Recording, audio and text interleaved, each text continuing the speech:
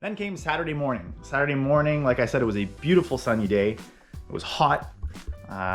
So the first runs went, obviously I was learning the track and it was pretty mediocre. Also, I forgot to say, in DMCC Pro-Am, everybody's running the same tire. So it's a 235, I forget the Ardent. I think the brand of the tire was Ardent or something. I'd never driven, and I've always been driving on, Zach Novas or driving with like Kumo 265. So I'm with way less power. Now I'm dropping to a 235, which is like a regular summer tire with a way higher tread wear. So I had no grip, like no grip compared to what I was used to. And I was running not much mechanical grip. I was just running a, zero toe, zero camber in the rear. So not only am I learning a new layout, I'm also learning a new car that I feel like it has no grip because of the difference in tire and also the difference in power. So I'll show you my first practice clips. You'll see it wasn't amazing. So check it out.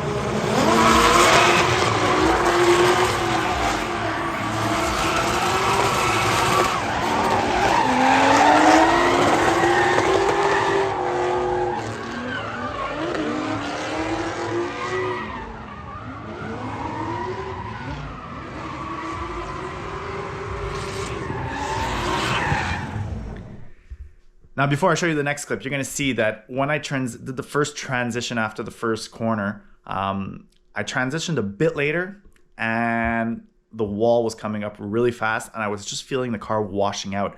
Like I had no side bite and I was just washing out. Luckily, I had the reflex to left foot brake and put my foot to the floor, which like pivoted the car just before getting to the wall. And this is the result of that.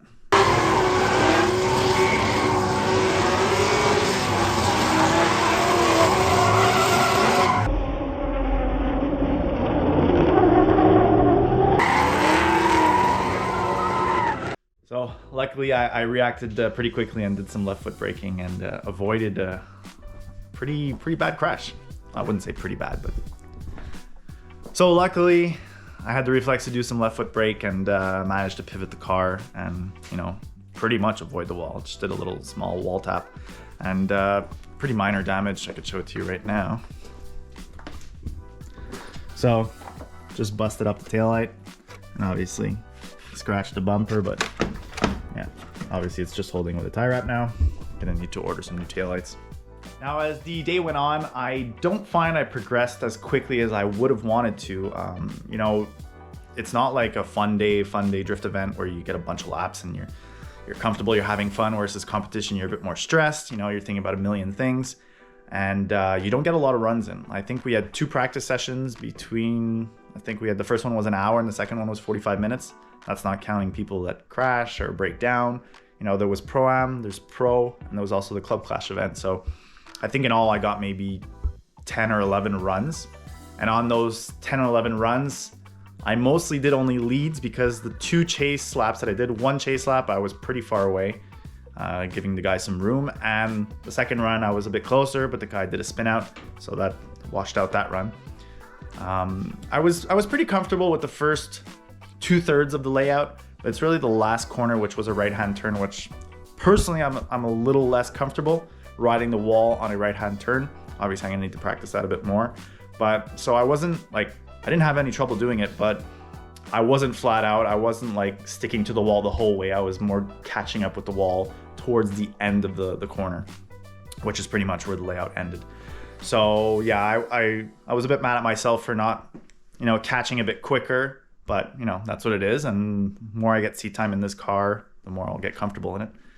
So after those about 10 or 11 runs, it was time for qualifying. Did my first qualifying run, which you can see right here.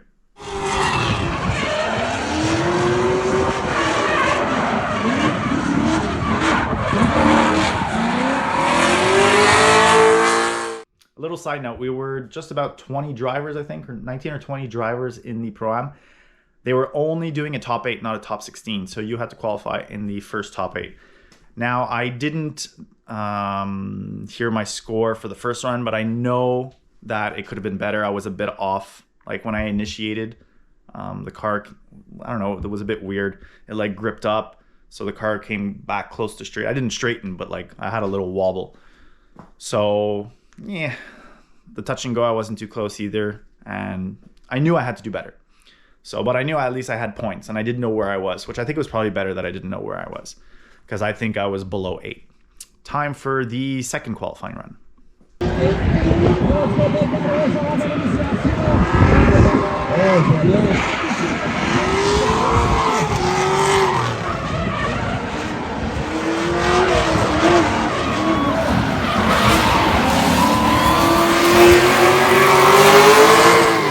Now, luckily I managed to pull off that run and I was pretty happy with it, but still not 100% happy with the last corner. I also found out that I wasn't going 100% throttle throughout the whole day until like that last corner when you saw I threw up a bunch of smoke. Ends up that I removed the pedal stop, the stock pedal stop, because with the LS, I needed more travel to go 100% throttle. But I guess when you press the pedal lightly on the throttle, it would stop even though the pedal stop wasn't there. But if you pressed a bit harder, it ended up going further. And I only found that out in the last corner of my second qualifying run. So the whole day I was not going 100% throttle. Other thing I found out when I went practicing after DMCC, as this car, even though I checked the alignment and it was at 0 camber in the back, I guess with the rear end squatting, I'm ending up having camber and I'm getting complete uneven tire wear. So I was only using half of my 235 tire, which you can see here. So you can see I still have some tread here, and here it's like completely almost bald. So obviously losing a lot of grip that way, so I'm gonna have to run some positive camber so when it squats I get like full contact patch. So luckily after that I managed to qualify in 4th place. Avec 74 points en égalité. On roule sur un Nissan 246 LSX 6 litres. On roule RP Distribution, Cosworth Canada, AVF Automotive, ODX Lightning, Phonic Audio, Part Shop Max, Kev3 Inks, Overdose Performance, NOS, un pilote de Saint-Eustache, le numéro 3.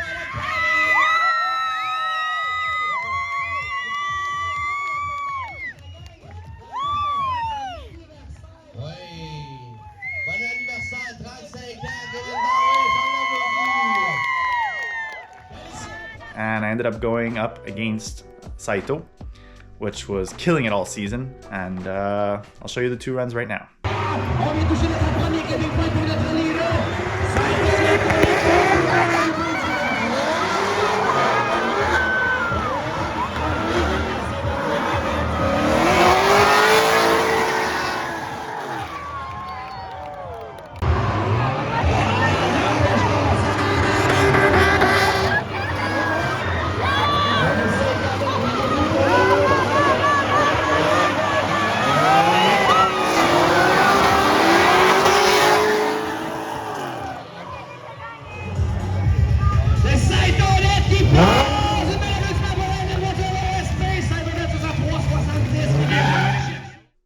So obviously that was my first tandem of the day, and considering like it was okay.